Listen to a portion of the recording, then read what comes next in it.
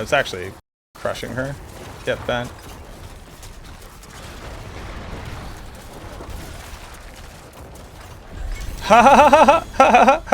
With Bone Spirit clearly being the front runner of what just about every single Necro meta build creator and theory crafter assumes is going to be the ultimate build in this season, a lot of people are asking the question, when can I start playing Bone Spirit? And while I have a starter version, a leveling to 100 version, then ultimately an endgame overpower version, and then in addition to that a speed farming version, and the max roll build guide, I didn't quite have an exact number. I didn't have the exact idea of this is when you can do it. I always understood how you could level with Bone Spirit without using the very powerful overpower version of it. And obviously once you have endgame gear, it's amazingly strong. But in this video, I'm just going to very quickly point out what I think are kind of the minimum stats for you to be able to get there. That was a tier 61 pit. That's my first time running a pit this season. We literally just killed our first tormented boss. I'm only level 88. Just ran my first pit. Didn't run any other pit levels. Oh, by the way, all of your tempers and your pit levels are unlocked from last season, so you don't have to unlock those again. And that's going to enable some really, really wacky leveling strategies, which I'll cover tomorrow. I've been streaming for 15 hours. I have work in 5 hours, and I need to get this video out. Go ahead and use the timestamps down below. This is going to be very similar to what you've seen in my build guide, but I want to just like literally touch on the exact, here's what I think you're going to need to make this happen. For context, I want to give people an idea of what my gear generally looks like. First and foremost, you're going to notice that I have 1 and 2 greater affixes on my gear. 1 is actually relevant to what we're doing. 1 is attack speed on a Bone Spirit build, which I'm actually thinking the meta will build into, and that's why I'm currently recommending it in my build guides. But as it stands right now, none of my gear is perfect. Majority of my gear isn't even 925. I'm using base rubies. I'm using flawless diamonds. I don't have any masterworking done on anything. I have literally the 2 unique items that you need to make this build work. Neither of them are perfect rolls. I have my Banished Lord's Talisman, and I have my Path of Trag boots. In addition to that, I'm not even using the most powerful versions of the Book of the Dead. I'm using Shadow to be able to increase my essence and my essence generation. We are cutting a lot of corners here to make the build work. So that's the context. This is what you can do with similar stuff as long as you understand the build. And this is what I would start to argue is the minimum level that's required on your gear to be able to get there. Talking about the gear, the places where you need to make up the most tiers, because basically managing your resources becomes the problem. So we're going to need more essence per second, more maximum resource, and as much resource generation as we can possibly fit onto it. In addition to that, we obviously need to reach 100% chance to crit. So you're going to see some suboptimal tempers here as well. They're going to help bridge that gap. Currently using Shielding Storm, I only have a 3% out of a 6%. The barrier from this is seemingly incredibly strong at this point. I also have an additional total armor roll here, so I can actually hit armor cap. You'll notice that I'm not even res capped across the board either, and we're still able to do this dungeon. For the chest armor, I have no ranks to Macabre Skill, so I just have the 4 essence, int, and the maximum life. More total armor and crowd control duration. I have an imperfect heart and bones here, again with regular rubies socketed into it. On the gloves, I managed to get crit chance, I have maximum life, and then 2 to core skills. Barrier generation is a completely dead stat. It does literally nothing. This is bugged. I reported it a grip ago. Hopefully it'll get solved soon.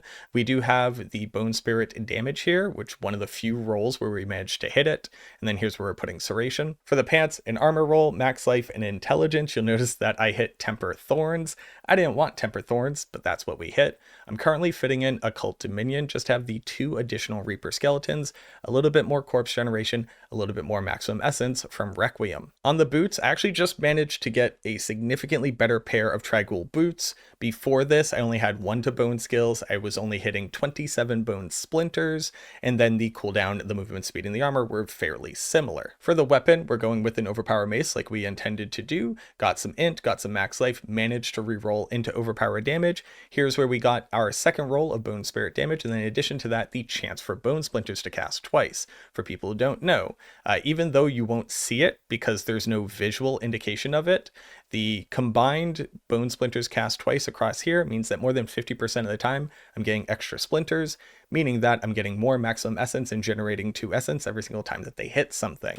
Also just means that there's more opportunities for bone splinters to crit and hit to be able to trigger things like bone graft in our Paragon board, as well as compound fracture in our skill tree. But here's where I'm currently putting Swelling Curse. Now, realistically, you would want to have something like Grasping Veins, but one, my Grasping Veins roll is just really, really bad right now. But on top of that, the critical strike chance from here means that we're always going to crit, so we don't have to worry about Corpse Tendrils cooldown at this point. Once we have more cooldown reduction, that'll be all set and fine, but this is definitely a great stopgap. For the amulet, obviously you need the Banished Lord's Talisman amulet. You would want 2 to core skills in the highest maximum life, and then the highest damage roll that you could possibly get on it. We're putting in Flawless diamonds because I can't afford to make Royal diamonds.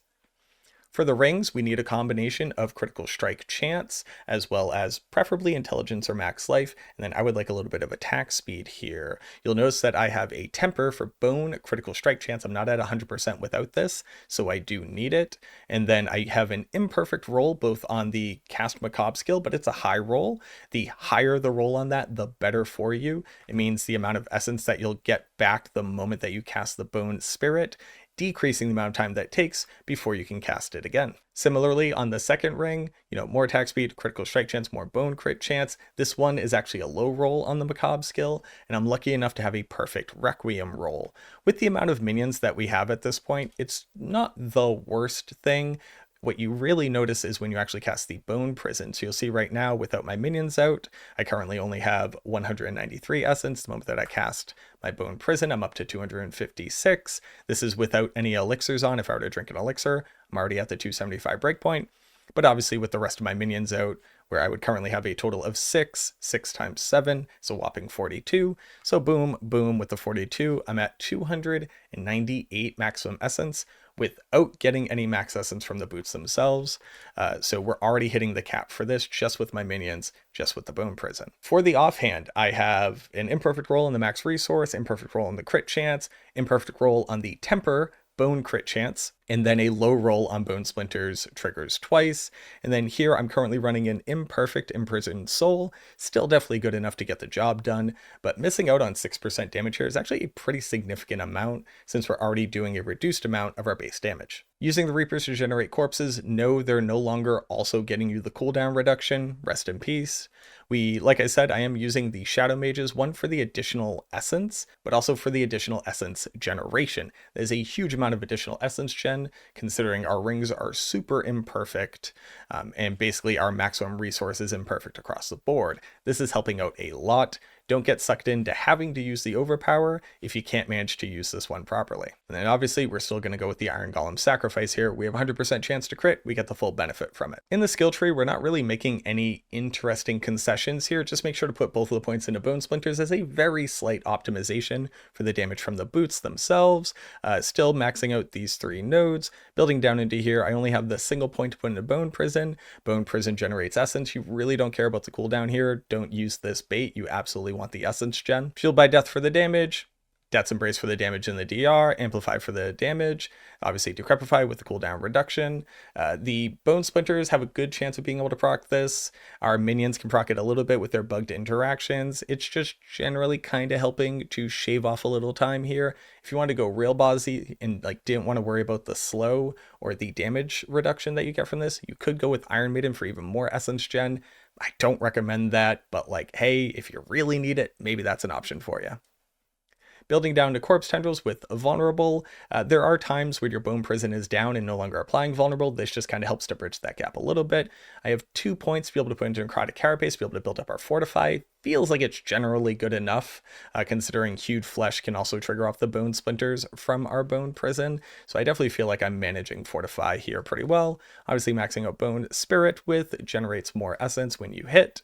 3 points in Disseration because we need that for the crit chance. 3 points in everything else. 3 points in a critical strike chance here. All the way down into Supreme Bone Storm. We actually don't need the Supreme Bone Storm to hit the cap for critical strike chance because we're very specifically using Swelling Curse here, but we can't rely on always having Bone Storm up. So I wouldn't say that you could get rid of that aspect just because you have this here, even with the fact that Rapid Ossification is actually still bugged. And after casting Bone Spirit here, spamming through Decrepify will continuously reset all of your bone skills.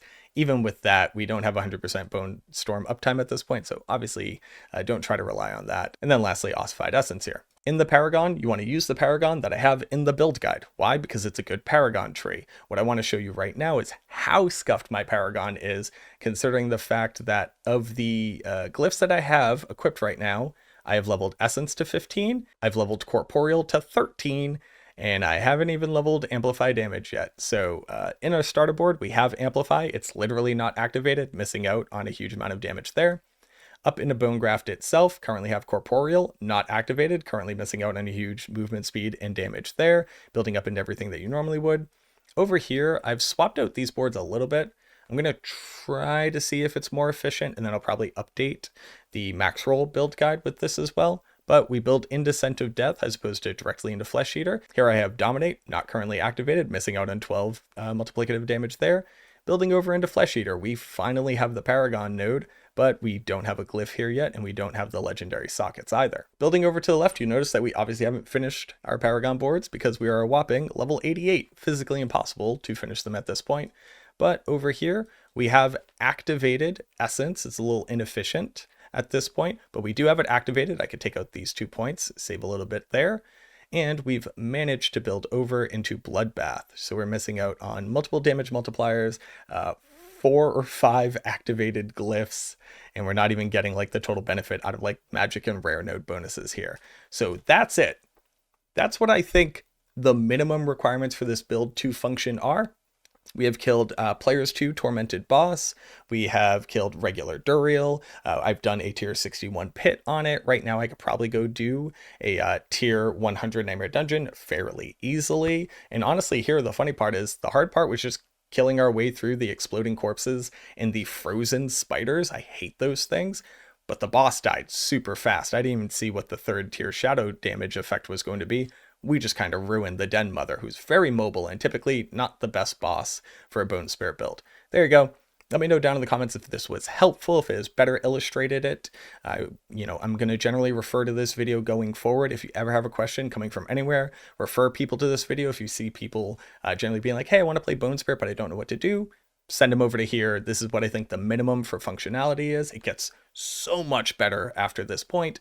The survivability is scuffed, damage is scuffed, multipliers are scuffed, none of my glyphs are activated, half the Paragon's gone. I'm still using regular gems in my gear, none of my stuff is 925. We have a fully functional, overpower every cast Bone Spirit Necromancer. Thank you very much for watching this video. I truly hope that it helps. If you made it all this way, go ahead and subscribe to the channel. Leave a like on it if it did help you. Even if it didn't, let me know down in the comments what could have been better about it. I would love to hear from your criticism and your feedback, and I look forward to seeing you in the next video.